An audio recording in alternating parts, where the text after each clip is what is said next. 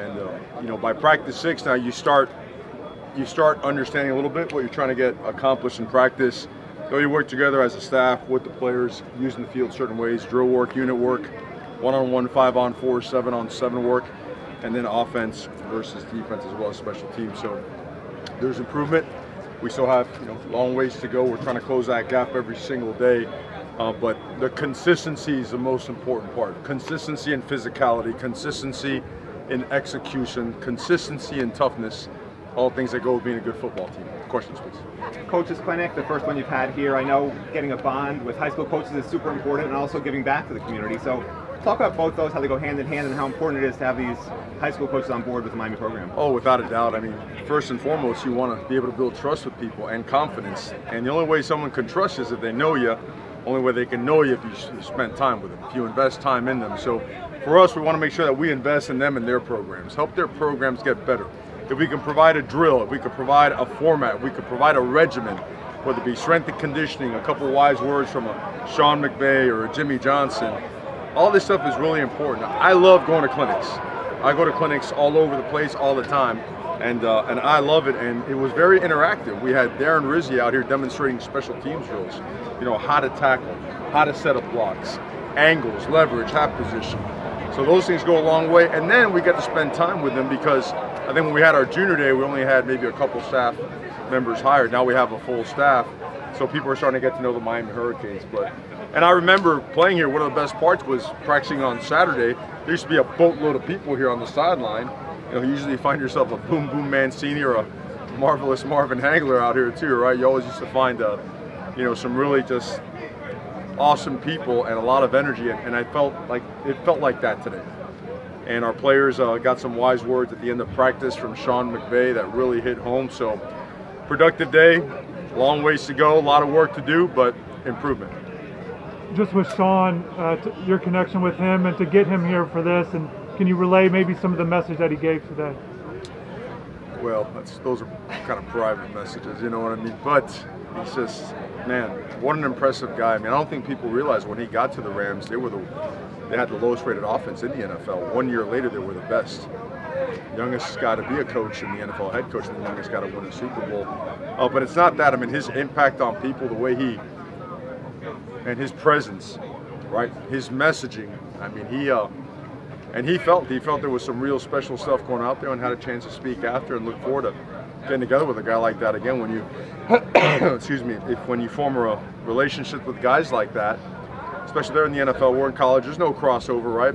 And you can get together and learn a lot, and we look forward to learning a lot from him. We all always learn a lot from Coach Johnson. Coach Orgeron did an awesome job. Darren Rizzi was spectacular, teaching special teams this morning. So all in all, just a lot accomplished. But again, consistency. We got to keep pushing this thing. It doesn't stop. It doesn't stop. So it's got to be on the gas, and we got to go. We got a ways to go.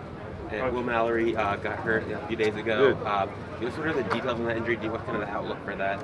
Well, we're never going to get details on injuries. What we'll say is that when we play this season, he'll be playing with us. Some injuries are more severe than others. I just don't think it's fair to get into details with that kind of stuff about our players. I'll do the best I can to provide information, and hopefully I can provide as much as I can. But if there's something to hold back, I would respectfully ask to please respect their privacy, because it is a personal matter.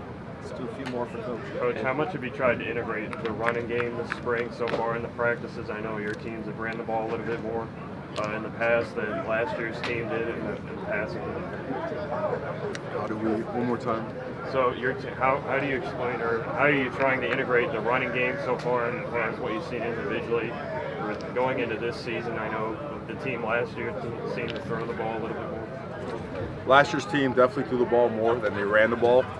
When we install everything at probably a 50 clip, 55, 45 clip. The RPO skews it one way or the other. So, I mean, we like what we see. We run inside, outside zone, counter, power, stretch, 2-surface, 3-man surface, 4-man surface, pin and pull, speed sweep. I mean, you name it, we've run it.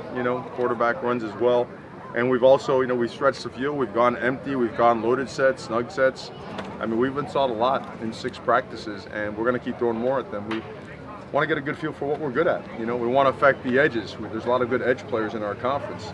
We want to be able to affect them with our tackles, our tight ends, our running backs. Sometimes with snug set, receiver alignments. You know, we want to be able to, you know, take advantage of having great quarterbacks, you know, and guys that can get down the field and stretch the field a little bit.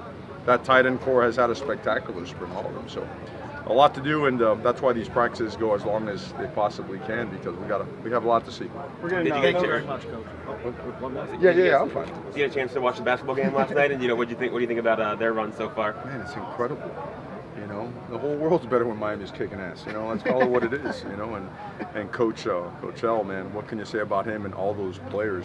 I mean, I don't know. I've never been and seen a Sweet 16 or Elite 8 in person, but I gotta imagine just watching it through the screen, the juicy energy is incredible. You know, and it affects everybody, right? It affects our players. Our players are talking about it nonstop. I mean, it brings everybody together. So super happy for those guys.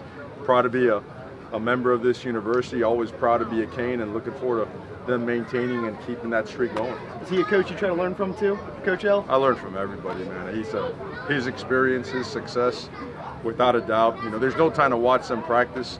When I was at Oregon, I used to go all the time and watch Kelly Graves, Dana Altman practice. I love watching coaches teach.